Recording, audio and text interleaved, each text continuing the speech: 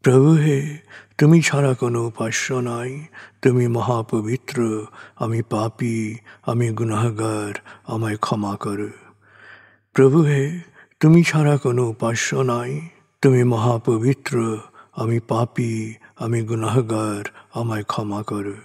প্রভু হে, তুমি ছাড়া কোনো উপাস্য নাই, তুমি মহাপবিত্র, আমি পাপী, আমি গুনাহগার, আমায় ক্ষমা করো।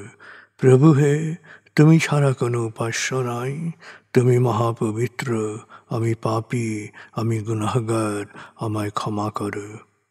প্রভু হে, তুমি ছাড়া কোনো উপাস্য নাই, তুমি মহাপবিত্র, আমি পাপী, আমি গুনাহগার, আমায় ক্ষমা করো। প্রভু হে, তুমি ছাড়া কোনো উপাস্য নাই, তুমি মহাপবিত্র, আমি পাপী, আমি গুনাহগার, আমায় ক্ষমা করো।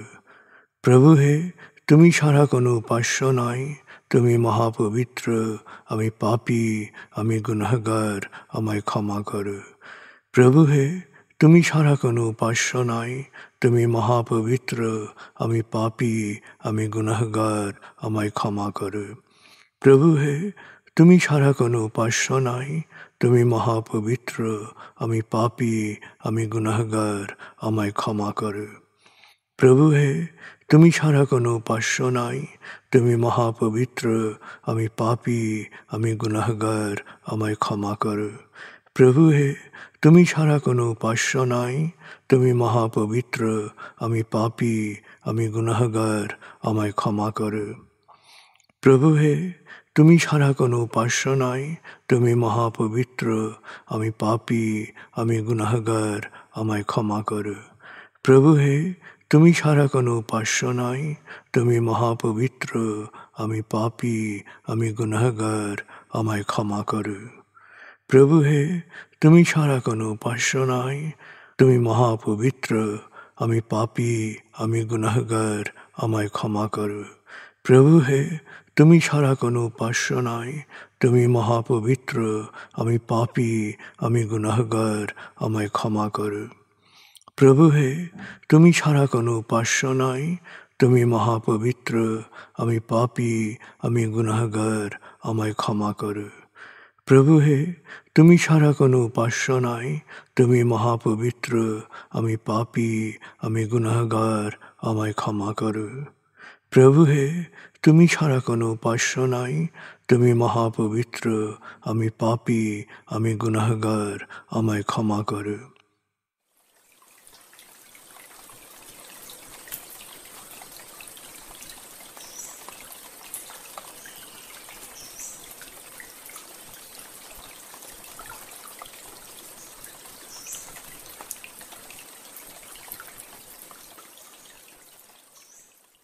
এবার আমরা সূরা তাকবীর এর মর্মবাণীর অংশ বিশেষে ডুবে যাব। তারপর ডুবে যাব আজকের জন্য নির্ধারিত সূরার তেলাওয়াত ও মর্মবাণীতে। 81 সূরা তাকবীর। দয়াময় মেহেরবান আল্লাহর নামে।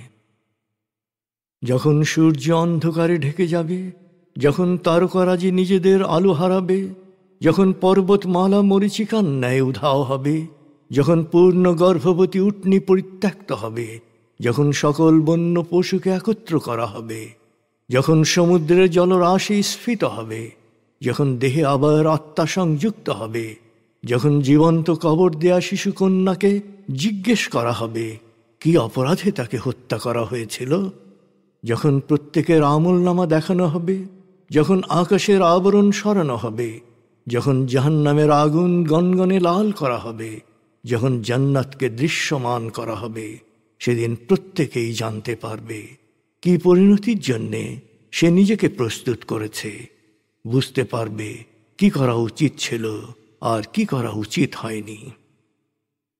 সাক্ষী আবর্তনশীল নক্ষত্র, কক্ষপথে দৃশ্যমান গ্রহসমূহ যা এক সময় অদৃশ্য হয়, সাক্ষী রাতের অবসান মুহূর্ত এবং প্রভাতের আগমন কাল। নিশ্চয়ই এই কোরআন আরশের সার্বভৌম অধিপতির নিকট উচ্চ মর্যাদা সম্পন্ন সম্মানিত রসুলের মুখ নিঃসৃত, যার কথা অবশ্যই বিশ্বাসযোগ্য ও মানা উচিত।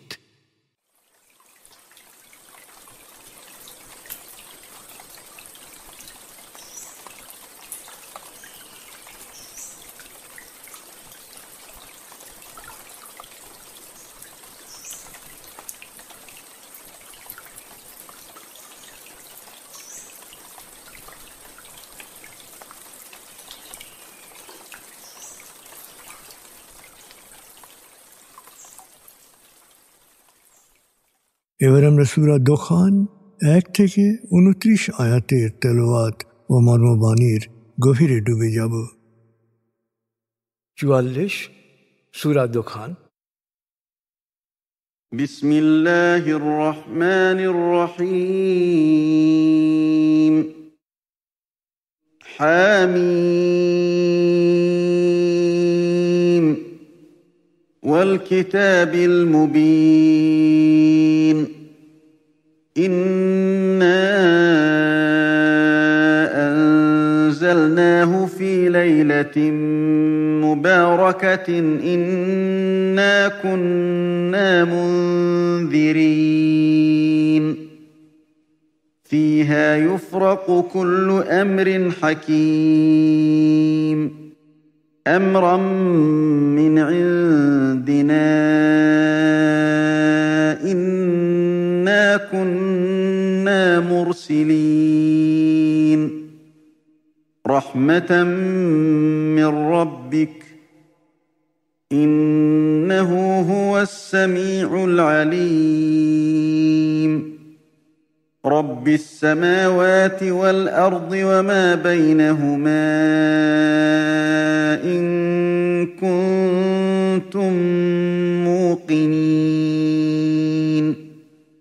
لا إله إلا هو يحيي ويميت ربكم ورب آبائكم الأولين بل هم في شك يلعبون فارتقب يوم تأتي السماء بدخان مبين يغشى الناس هذا عذاب أليم ربنا اكشف عنا العذاب إنا مؤمنون أنى لهم الذكرى وقد جاءهم رسول مبين ثم تولوا عنه وقالوا معلم مجنون إنا كاشف العذاب قليلا إنكم عائدون يوم نبطش البطشة الكبرى إنا منتقمون ولقد فتنا قبلهم قوم فرعون وجاءهم رسول كريم أن أدوا إلي عباد الله إني لكم رسول أمين وألا تعلوا على الله إني آتيكم بسلطان مبين وإني عذت بربي وربكم أن ترجمون وإن لم تؤمنوا لي فاعتزلون فدعا ربه أن هؤلاء قوم مجرمون فأسر بعبادي ليلا إنكم متبعون واترك البحر رهوا إنهم جند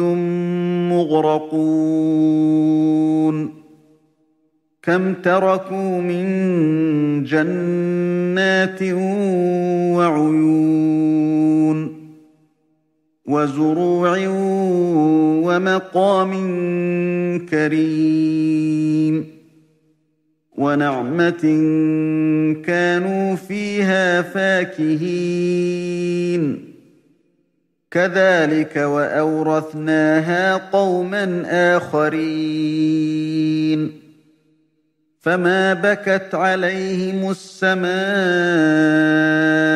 والأرض وما كانوا منظرين দয়াময় মেহেরবান আল্লাহর নামে। হামিম। সাক্ষী ধ্রুব সত্য প্রকাশক এই কিতাব। আমি কোরআন নাজিল করেছি এক মোবারক রাতে। নিশ্চয়ই আমি সব সময় মানুষকে সতর্ক করে আসছি।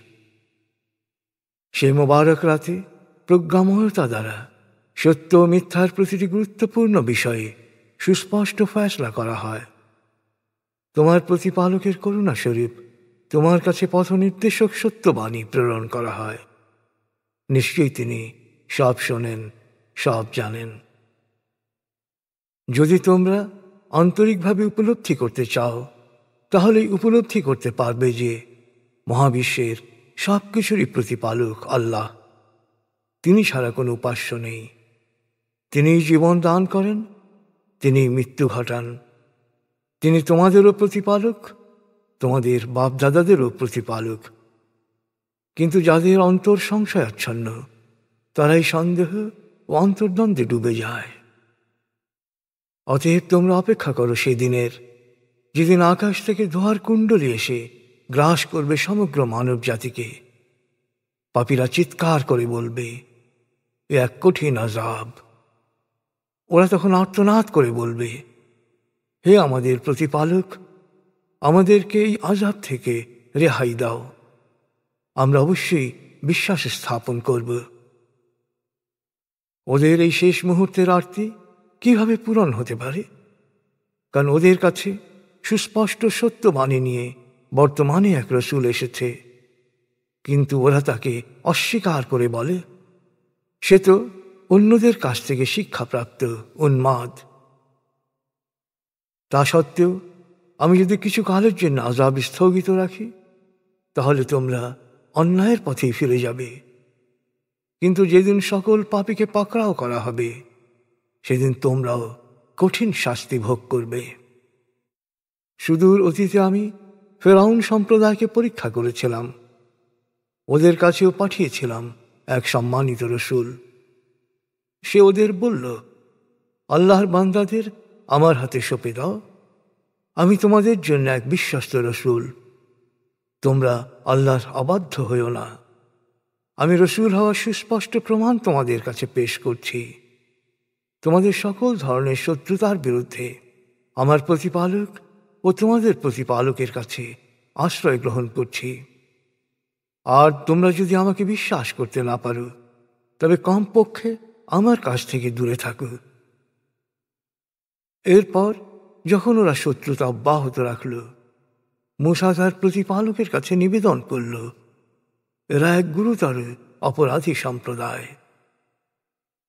আল্লাহ বললেন, তুমি আমার বান্দাদের নিয়ে রাতের অন্ধকারে বেরিয়ে পড়ো। অবশ্যই তোমাদের পিছু নেওয়া হবে। তোমাদের ও ফেরাউনের বাহিনীর মাঝে সমুদ্রকে শান্ত থাকতে দাও। ওরা এমন এক দল যারা ডুবে মারা যাবে। শেষ পর্যন্ত ওরা নিশ্চিহ্ন হয়ে গেল এবং পেছনে রেখে গেল কত বাগান, নদী নালা, শস্যক্ষেত, সুরম্য প্রাসাদ, বিলাস উপকরণ, যাতে তারা আনন্দ ফুর্তিতে থাকত। আর দেখো, আমি এই সব কিছুর উত্তরাধিকারী করেছিলাম অন্য সম্প্রদায়কে। মহাকাশ বা পৃথিবী কেউই ওদের জন্যে অশ্রুপাত করেনি এবং ওদেরকে কোনো ছাড়ও দেয়া হয়নি।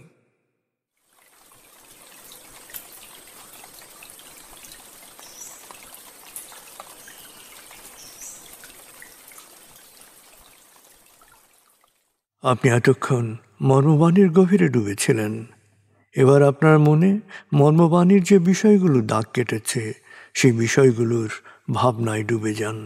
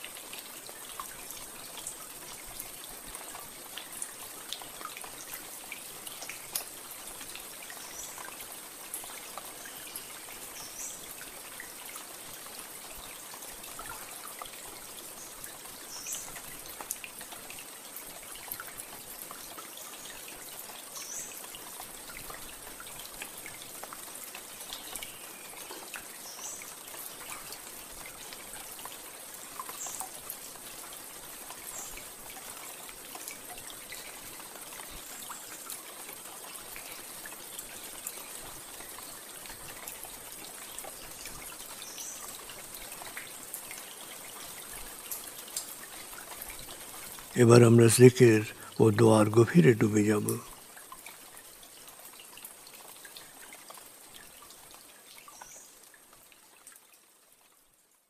এবার হালকাভাবে চোখ বন্ধ করুন, লম্বা দম নিন, নাক দিয়ে দম নিন, আস্তে আস্তে মুখ দিয়ে দম ছাড়ুন। দম নেবেন পেটে, ছাড়বেন মুখ দিয়ে। দম নেওয়ার চেয়ে দম ছাড়তে সামান্য বেশি সময় নিন। দম নিতে নিতে ভাবুন প্রকৃতি থেকে আফুরন্ত প্রাণশক্তি শরীরে প্রবেশ করছে, আর দম ছাড়তে ছাড়তে ভাবুন শরীরের সকল দূষিত পদার্থ বাতাসের সাথে বেরিয়ে যাচ্ছে। নাক দিয়ে দম নিতে নিতে ভাবুন প্রকৃতি থেকে আফুরন্ত প্রাণশক্তি শরীরে প্রবেশ করছে, আর মুখ দিয়ে দম ছাড়তে ছাড়তে ভাবুন শরীরের সকল দূষিত পদার্থ বাতাসের সাথে বেরিয়ে যাচ্ছে। দম নিতে নিতে ভাবুন প্রকৃতি থেকে আফুরন্ত প্রাণশক্তি শরীরে প্রবেশ করছে। দম ছাড়তে ছাড়তে ভাবুন শরীরের সকল দূষিত পদার্থ বাতাসের সাথে বেরিয়ে যাচ্ছে। দম নিতে নিতে ভাবুন প্রকৃতি থেকে আফুরন্ত প্রাণশক্তি শরীরে প্রবেশ করছে, আর দম ছাড়তে ছাড়তে ভাবুন শরীরের সকল দূষিত পদার্থ বাতাসের সাথে বেরিয়ে যাচ্ছে। দম নিতে নিতে ভাবুন প্রকৃতি থেকে আফুরন্ত প্রাণশক্তি শরীরে প্রবেশ করছে, আর দম ছাড়তে ছাড়তে ভাবুন শরীরের সকল দূষিত পদার্থ বাতাসের সাথে বেরিয়ে যাচ্ছে। এবার দম স্বাভাবিক হতে দিন। স্বাভাবিকভাবে নাক দিয়ে দম নিয়ে নাক দিয়ে দম ছাড়ুন। আপনার অঙ্গ শিথিল ও নিষ্প্রাণ হয়ে আসছে। এবার নাক দিয়ে ধীরে ধীরে দম নিয়ে বেশ সময় নিয়ে ধীরে ধীরে নাক দিয়ে দম ছাড়ুন। দম নেওয়ার চেয়ে ছাড়ায় সময় একটু বেশি নিন। ধীরে ধীরে দম নিন, ধীরে ধীরে দম ছাড়ুন। ধীরে ধীরে দম নিন, ধীরে ধীরে দম ছাড়ুন। ধীরে ধীরে দম নিন, ধীরে ধীরে দম ছাড়ুন। ধীরে ধীরে দম নিন, ধীরে ধীরে দম ছাড়ুন। ধীরে ধীরে দম নিন, ধীরে ধীরে দম ছাড়ুন। এবার দম স্বাভাবিক হতে দিন। আপনি এখন দম খেয়াল করুন। বাতাস নাক দিয়ে ফুসফুসে প্রবেশ করছে, আবার বেরিয়ে আসছে। আপনার পুরো মনোযোগ নাকে দমের প্রবেশ পথে দিন। বাতাস স্বাভাবিক যাওয়া আসা করুক, আপনি শুধু দম খেয়াল করুন।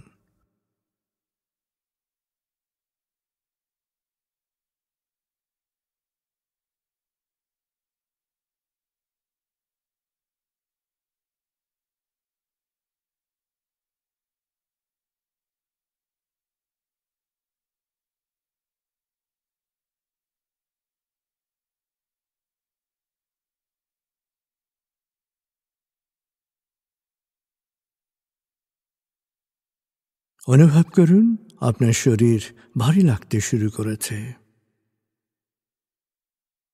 আরাম, আরাম, আরাম।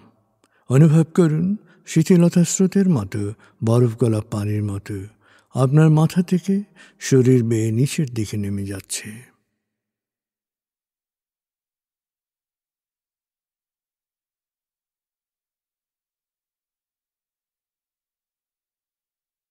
আপনি এখন পুরোপুরি শিথিল। শিথিলায়নের গভীর স্তরে প্রবেশ করেছেন আপনি। আপনার ব্রেন ওয়েভ বিটা স্তর থেকে নেমে গেছে আলফায়। মনের বাড়ির পথে আপনি এখন আলফা স্টেশনে এসে পৌঁছেছেন। এই স্টেশনে আপনার জন্য রয়েছে বিশেষ ওয়েটিং রুম। আলফা স্টেশন থেকে আপনি এখন মনের বাড়িতে যাচ্ছেন। আমি গণনা শুরু করছি। 19। আপনি কল্পনা করুন শীতল নীল স্নিগ্ধ আলো বর্ষিত হচ্ছে আপনার উপর। আলোয় আপনি অবগাহন করছেন। আলোর এক সুন্দর পথে আপনি যাচ্ছেন মনের বাড়িতে। 18, 17, 16, 15। আলোর পথে পৌঁছে যাচ্ছেন মনের গভীর থেকে গভীরে। 14, 13, 12, 11। গভীর থেকে গভীরে। 10, 9, 8, 7, 6। গভীর থেকে গভীরে। 5, 4, 3, 2, 1, 0। আপনি পৌঁছে গেছেন মনের বাড়িতে। অনুভব করুন এক অনাবিল আনন্দ।